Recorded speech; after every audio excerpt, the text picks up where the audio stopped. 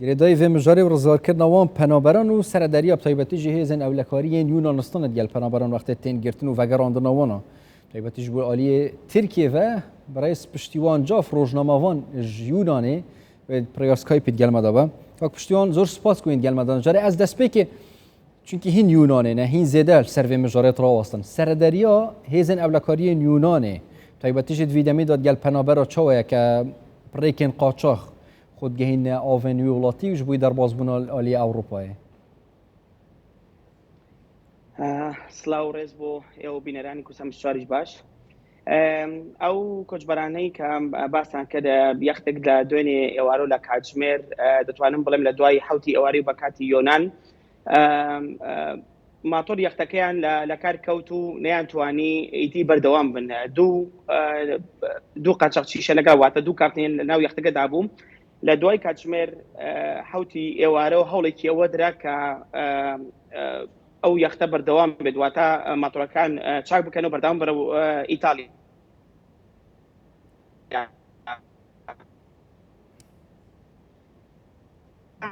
دیارە پرسگرێکا پەیوەندیت گەل کاک پشتیوان جاف ڕۆژنامەوان نیشیونانە هەیە ئەمە پەیوەندی ئێدی بێگرێدان زیاتر مەرسەر vê mijarê پراسین وەکا دیار ku yani girte vîdeo wan penaberên ku êdî asê mabûn piştî vegerandina wan ji aliyê hêzên ewlekariyên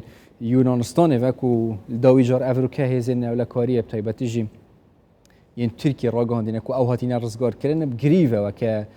penaber daxwaza alîkariyê kirin ji bo rizgarkirina wan taybetî jî twê rewşa taybetî jî ew têda ketîne piştî êdî vegerandina wan ji aliyê hêzên ewlekariyê yên Yunanê ve û nava deryayê de bi taybetî ji li giravên deryayê de ku ew asê mabûn weke rojnamevan kak piştîwanê jî êma je pêkirî ku yani motorê yextê bi taybetî jî ew ku ew da pê bên derbazkirin ji aliyê qaçaxçiya ve diyara têk çûye. Piştîwan eger zêdetir behsa wê meseleyê bikî ka çawa yani hatine girtin ji aliyê hêzên Yunanistanê ve û çawa bûye serederkirina hêzên Yunanê û vegerandina wan ji bo aliyê Tirkiye ve. زۆر زۆر گرنگە باسی ئەو بکەین کە ئەو شوێنەی کە کۆچبەکان لێرە لە ئاوی یۆنانتان واتە هیچ پەیوەندیەکیان بە وڵاتی تورکیاوە نییە ئەمە پەیوەندیان تەنها بە وڵاتی یۆنان هەیە. ماتۆری وەکو باسم کرد پێشووتریش کە ماتۆر یەختەکان لە کار کەوت و لە کاتژمێر دوای حوتی ئێوارەی دوێنێەوە دوو کاپتن کە لە ناو یەختەکەدا بوون هەوڵێکی ئەویاندا کە هەتاکو کاتژمێر دەی شەو دەتوانم بڵێم کە ماتۆرەکان چا بکەنەوە و پاشان بەڕێکەوە دیسان بەرەو ئیتالیا بەڵام نەیانتوانی ماتۆرەکان چارەسەرەکان بۆیە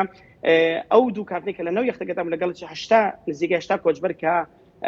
زۆرینیان خەڵکی سەردەشتی ڕۆژهەڵاتی کوردستانن بە چوبێکی دیکە کۆچبەرەکانیان بەجێ هێشت و ئێستا کۆچبەرەکان لە دوای کاتژمێر دەیشەوە بەتەنیان واتە هیچ کەپتێکی لەگەڵانیە و ناتوانن بەرەو هیچ شوێنێک بەردەوام بن. لە ئێمە وەکو ڕۆژنامەنووس لێرە لە وڵاتی یۆنانەوە پەیدێکمان زۆر کردووە بە هێزی دەریێوانی یۆنانەوە پێماوەندون کە لە یەختێک بە 80 کۆچبەرەوە لە نزیک دورگەی زاکینتۆس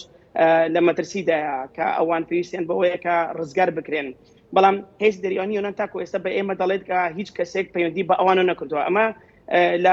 لە دوێنێ شەوەدا دەڵێتوانم بڵێمە تاکو ئێستا ئێمە پەیوەندی بە هێز دەریێوانی دەکەین و لە ڕێگەی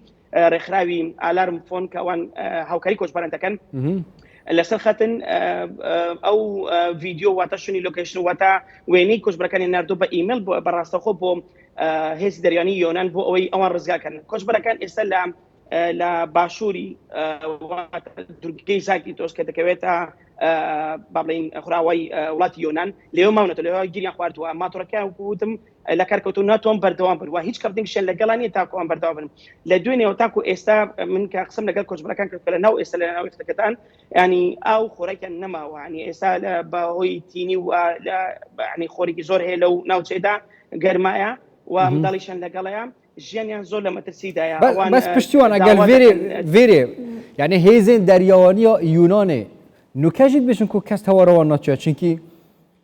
yani Tirkiye dibêje em çûyne û me rizgar kirîne yani dawî zanyarî çi ne bi diristî ji aliyê Yunanê ve eger ez behez bikim.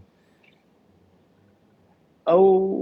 لەبەی ڕوودا زۆر هەن لە ناو سەردەریای ئیجە ئەو شوێنەی کە ئەو ڕووداوی لێ هیچ پەیوەندی بە وڵاتی تورکیانە و هیچ هێزێکی دیکە جگە لە وڵاتی یۆنان ناتوانێت تداخلی ڕزگارکردنی کۆچبەرانەکە. ئەو کۆچبەرەکەی من باسی دەکەینی لە نێوان ئاوی ئیتالیا و یۆناندا بەڵام لە سەلاحەتی یۆناندایە واتە تەنها وڵاتی یۆنان مافی ڕزگارکردنی کەسانی هیچ هێزێکی دیکە مافیەوەی نییە کە ئەو کۆچبەران ڕزگار بکە هەتاکو ئێستا ئەو کۆچبەرانەوە وەکوتم لە شوێنی خۆیان ماونەتەوە و داوا لە ڕێکخراوەکاندا لە حکومەت یۆنان دەکەن کەەوەن ڕزگار بکەن بەڵام تاکو ئێستا ئەوانیان ڕزگار نەکردووە هۆکارکەش بۆ ئەوە دەگەڕێتەوە بۆچی پرسیار بڵین ئەوەیە کە ئەو پرسیارمان بۆ دروست دەبێت بۆچی یۆنان ڕزگاریان ناکات لە کاتێکە کە دەزانن کە ئەو کۆچبەرانە لە حاڵاتێکی مەترسیدان حکوومەتی یۆنان لە ساڵین ڕابردوو تاکو ئێستا ناوێت ڕێژەی کۆچی یاسایی بەرە ئەم وڵاتە زیاد بکات واتە باش دەزانێت کەم کۆچبەران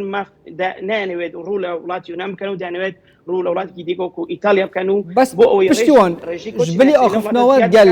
هێزن دەریایین یونانێک و حتا نکەژ ئەو يعني تداخلنا كوانا رزقار بك هاري يعني يكون بويت كذا رزقار كنا ونجي فجراندنا وان واتقال وان كوج براء خفتيا بحرك كهابت وزانياري وشوام خوار قرتينا راو شوانا شوايا لدوينه شو لدوي كاتش مدي شو دتوان بتاكيديو تليفونيا كردو همو كوج بركن بوش مار صوت وانزا كا هيليكي بابليني دولتيا بينديان كردو بهيز دريان يونان باش دزانن كلك تشونك دان وجگل لو شو كوت من وكروش منو سيبينديم كردو لقال رخراوي الارم فون كاوانش مع قدر كردو كاوانش في شرب خنس الحكومه يونان وهيز دريان يونان اما وينو فيديو شويني لوكيشني كوج بركان بتابت نردو بوم هيزي دريان يونان باش اقادر و درنگانی و تا بربانی امروز اجمل سه بود چواری بربانی پلیسی دریانی یونان گشتو داشتن که ان باش دزن لیون لایتی دا ولا یختی کوچ برکان زانیوتی که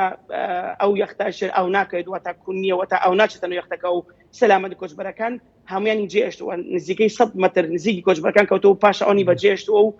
گراو تو بوشونی کی دیکم کوچ برکان پلیس کانی دای هاوکاریان که دایر متیان کردوا بالام تاکو استا هێزی دەریانی یۆنان ئەوانی ڕزگار نەکردووە بۆ کارگەش بۆ دەگەڕێتەوە کە حکوومەت یۆنان ناوێت ڕێژەی کۆچی یاسایی بەرەو ئەم وڵاتە زیاد بکات ڕۆژنامەوان